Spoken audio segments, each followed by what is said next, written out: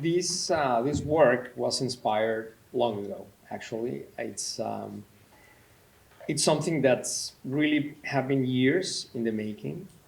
It's something that started actually here. So this is Teotihuacan. This is the city of the gods. It's this ancient city in Mexico that is actually older than the Aztecs. It's been there for almost 1,000 years. So it's really awe-inspiring. And this is where I first, I think, experienced awe myself. Somewhere in the 70s when I was in, I think, a ninth grade, elementary school. So during a school trip, I went to this place and was really taken aback by the fact that there was this ancient civilization, this other civilization that shared the same space where I lived. I live in Mexico City. But at the same time, it's not there anymore. And there is only a speculation of how they felt, how they spoke, how they behaved. And that was really, I think, a very important moment in my life, where I became, at that point, I didn't know I was going to be an artist. And I was more scientifically inclined. Actually, it's interesting what Stephen was saying earlier about this intersection between science and art. And I actually see it a little bit also like a black hole, but in reverse. If you look at a black hole, you know it's spinning, and you have these two jets that actually expel out of each side, which I think is gamma rays. Maybe I think there's a lot of people I think that can correct me in this room. So, so these jets, if we look at them in reverse, that's how I envision science and art. For me, these are the contrary directions of thought. So science, for me, is basically taking care of uncertainty. So when we encounter ambiguity, when we encounter uncertainty, we want to make it certain.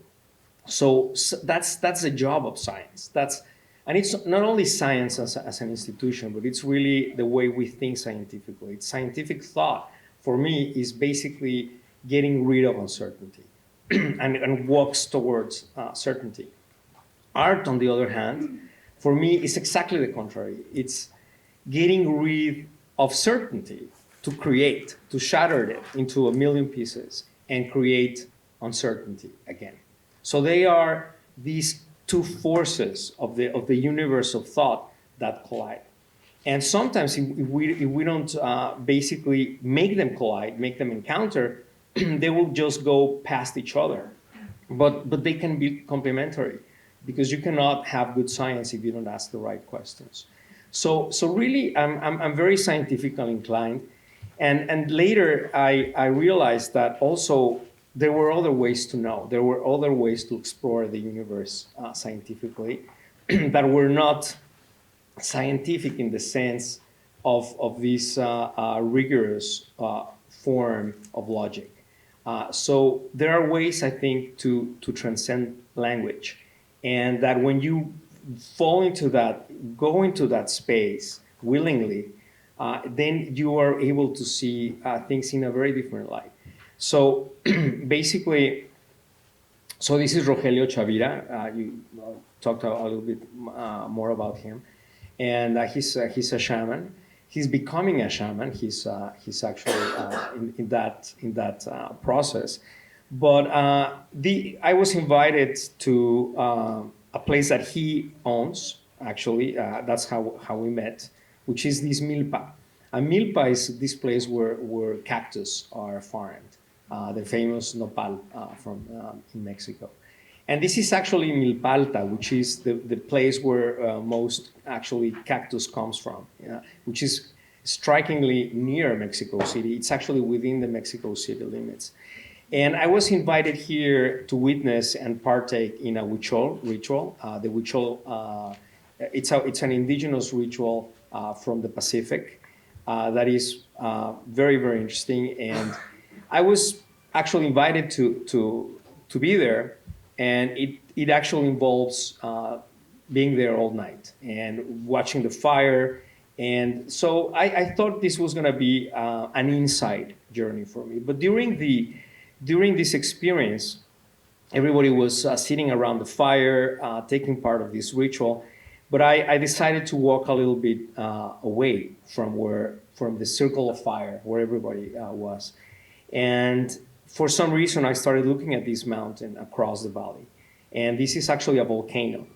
And there's 19 volcanoes actually around Mexico City. It's a very big, a very largely unknown. Some people, we don't realize that it's a very interesting volcanic field.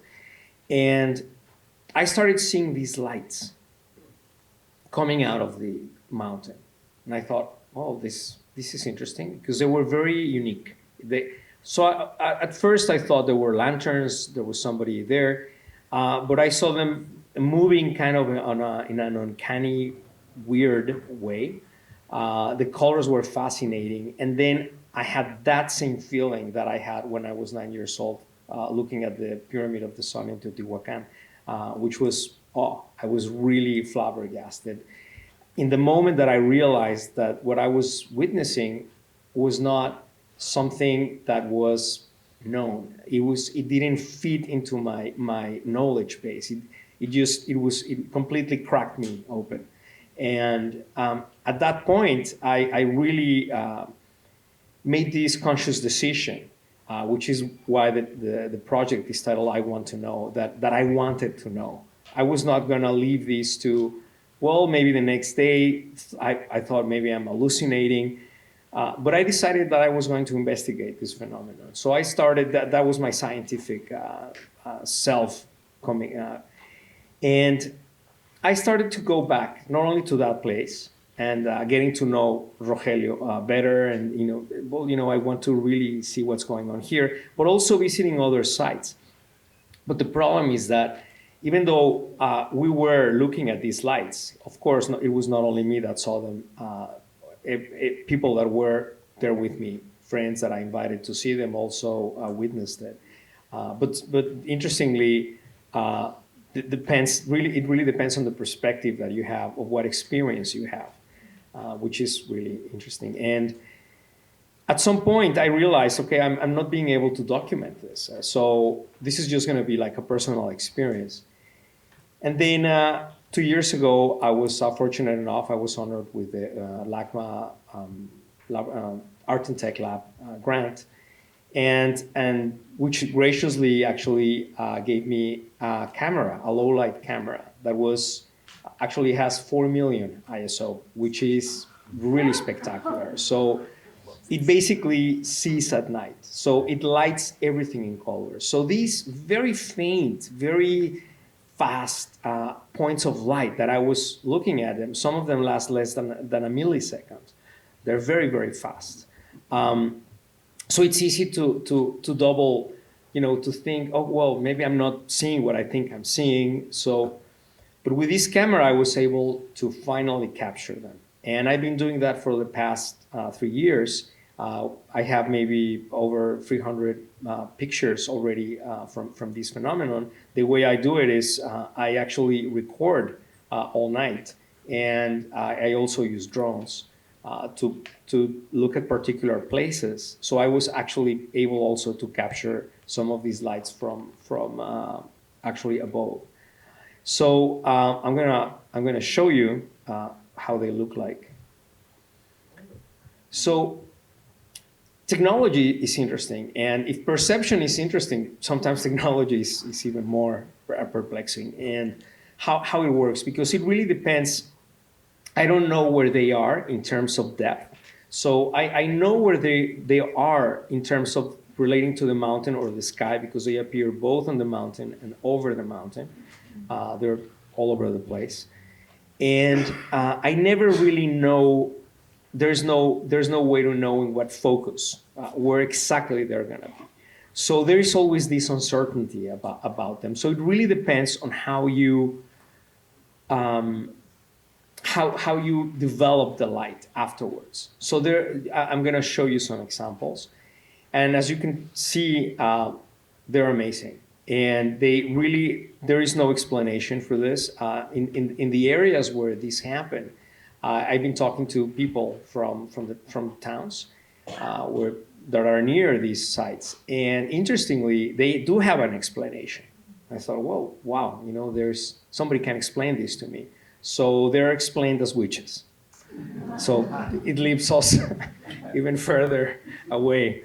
So that's actually the interestingly a very folkloric explanation, but it's enough for a lot of people. It's like, oh, well, they're witches, just don't go near them. And that's it. So if you look at these images, for example, this will tell you this is how it appears on the frame of the camera, but it really when you start playing with different aspects of light with gamma, and you start seeing these different perspectives and different depths and different shapes that actually come forth. And they are actually very beautiful, very, very interesting. This one in particular is a very interesting one because it always appears in the same place and it always has this particular shape. And I don't know if you notice here, but it actually has some form of depth, has some form of cubic shape.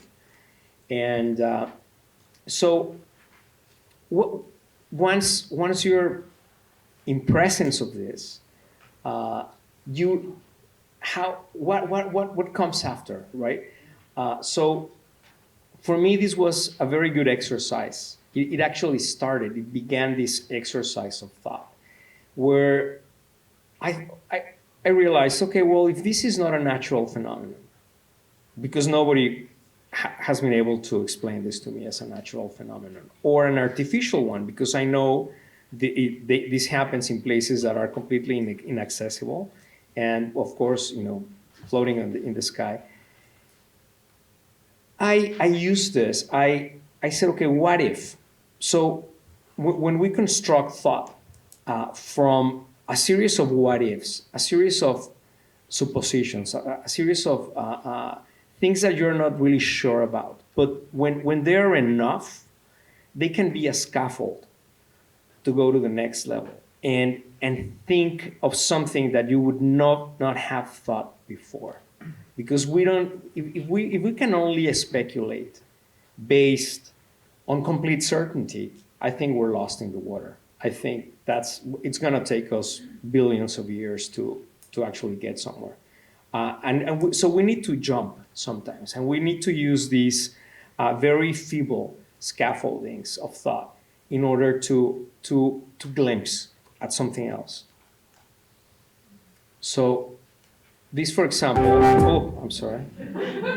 That's actually later. So this is some of the terrain where this happens. So you can see actually how difficult it is for somebody to climb up there and flash a light.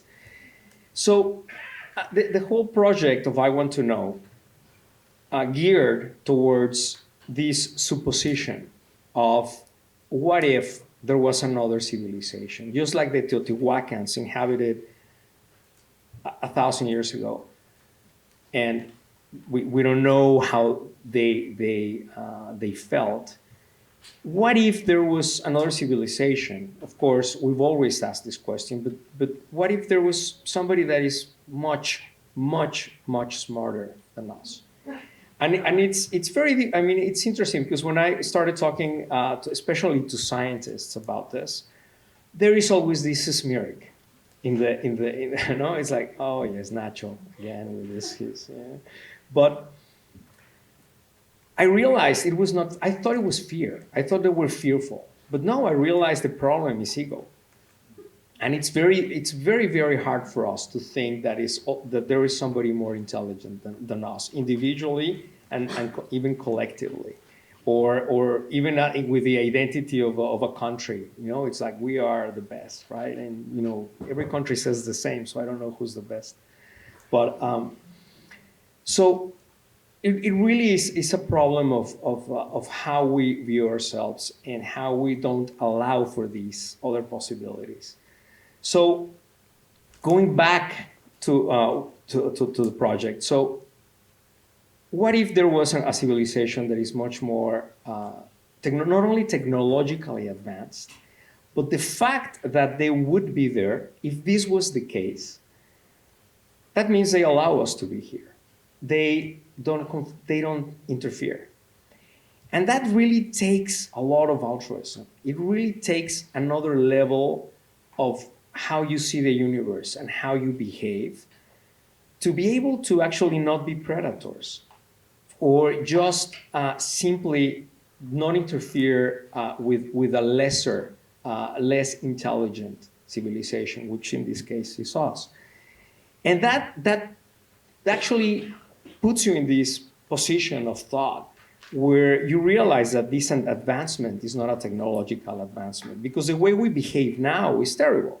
If we have a technological advancement, we use it. We are predators. We're really very, very, very low still in evolution of conscience, because we just can't help ourselves. So this is what actually started to form this whole project from the point of view of consciousness. And going back to Teotihuacan, I thought of this 2 or 3 years ago, very recently. They discovered this tunnel by accident, not on this pyramid of the sun, but on another pyramid of Quetzalcoatl. And they discovered these 150 or so balls of reflecting material that were just deposited there. And regardless of what meaning they could have in terms of a ritualistic meaning, the first thing that I thought is, well, this could not have anything to do with ritual, but actually it's a vault. This is where these things are kept, so nobody else sees them. It's basically, there's a very interesting relationship between awe and mystery. Because when we create, when we provoke awe, sometimes, okay, we want to do it to open the mind. But sometimes we do it because we want to close the mind. We want to control. So then you go into this whole Wizard of Oz thing, right? It's a little bit of a parody of wanting to control people by saying, okay, well, I have the key, I have the technology that nobody else has, I have this mystery, I can create mystery. And I thought, what if you look at this pyramid, I don't know what do you see, but when I thought of these 150 glowing, reflective balls, I thought of this. I thought, well, I mean, you can make drawings with light, with the reflection of light. So this is how this other part of the project started. And because when you feel that, oh, you also have to respond. So that this whole experience of getting to see these lights actually made me want to respond, not only to them, but also to project and to show what I was seeing to others. So that's how this other part of the project came about. So I started figuring out ways to reflect the sun in ways that could be, easy, that could travel easily. And actually these are CDs. And the drawing that I came to, the drawing that I wanted to make is this equilateral triangle. The way I see everything, I think there is, for thought, there is 3 levels of information. So in a very first level, there is relevancy. So if something is relevant, okay, it's relevant, but it doesn't still mean anything. But then if you double that, you have a redundancy. So when you have a redundancy, you say, okay, well, it could be a coincidence. So 2 points of light anywhere, okay, they're already a little bit interesting because there is a repetition. But when there is a third, it becomes a sort of confirmation in small numbers. So I call that a consistency. So when you have a redundancy, you have a relevancy, then a redundancy, and then you have the consistency of a third occurrence that confirms that there is an intention. it really takes you not only to the image of the pyramid and the image, for example, of a pile of rocks even. So if you wanted to, a million years ago, you wanted to say, this land is mine, this is my territory, the first thing you would do, you just pile rocks on top of each other. And this image would portray an intention. It would say something when there is no language. So if we would be traveling around the universe and we were traveling to other galaxies, and a triangle, an equilateral triangle, would be a very nice way to say we are conscious. This is not something that just happened naturally, but there is actually an intention behind it. So this is precisely what we did on the 20th equinox, the autumn equinox at LACMA. We actually tried it on the spring equinox, but the weather was not with us that time. It was with us this other time. So we were actually able to perform the drawing right here on the Griffith Observatory, which also is a very interesting building. And it's actually, I also experienced here, maybe in my 30s, looking at Saturn for the first time. So I'm really happy that you're going to have a public telescope in New York. I really hope you make it. And so there was this connection, which also was a redundancy. And this event now was also a consistency. So this is a project I want to know where, of course, there is all the capturing of the lights, but it's like intelligence itself. What is intelligence? So for there to be intelligence, there has to be an input, there has to be a process, and there has to be an output. So this really was the output. So the input was a very strong experience, but this is what is actually happening after, what happens next. So this is the other side. And in this other side, of course, this is Chronos. This is the work that Robert actually talked in his introduction. And at the same time, there was another project that we hadn't been able to actually brought forward, because I was working on oil paintings and the photographs and the videos. But also at the same time, since my first experience my first encounter with this phenomenon was through the Huichol ritual, I realized I needed to also give back in the sense that there was this need to offer, to say thank you for this phenomenon, whatever it is. So I decided to make music during those long nights, capturing the lights. So basically, Eduardo is a musician that worked with me in this project. And so we basically made this little studio that we set up everywhere. And it finally actually came to light. Actually, the term is interesting. Last week, this Saturday. So I don't have the best footage yet, because we still are working on it. So this is called Prismas. This is a light installation that I have in San Miguel de Allende. So basically the performance here was to talk back to the lights. And we actually did it on the 2nd of November, which is the Day of the Dead in Mexico. So this was actually offered as a ceremony, as it's an offering to this hypothetical civilization. And basically these are like quartz crystals that come out of the ground. I don't know if you've heard of the Nika caves in Mexico and Chihuahua.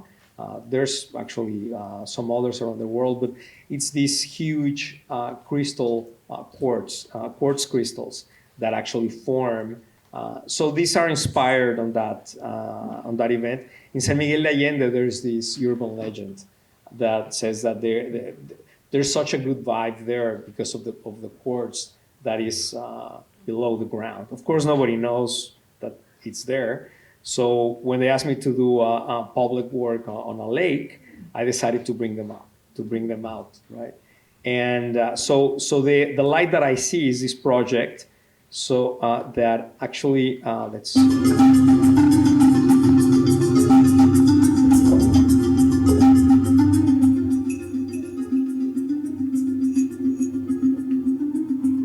So it's not, it's we're playing on one side. So there is this shamanic component about the music that is that I composed for this piece. And we had, of course, the moon on top of the work, which was very nice coincidence.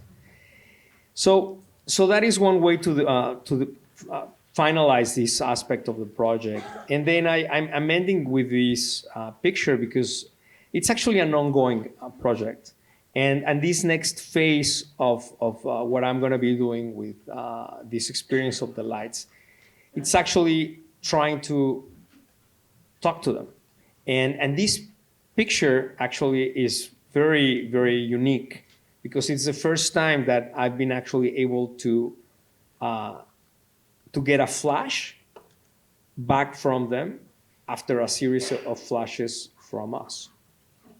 So this is the next part of the project. This is what I'm going to be focusing now.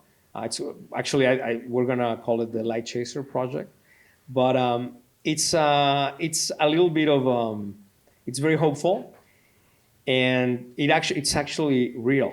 I mean, when you look at those lights, I really want you to sense, to understand that those lights are actually there, and they have no explanation. Recently, I just saw a friend that actually went with me to one of the expeditions, and he saw them firsthand, and he was flabbergasted. And I saw them recently, and he said, you did a terrible favor to me. It's horrible what you did to me, because every time I tell people about them, they think I'm crazy. And basically what I say to him is, look, this was not about that. It was how it was going to change you.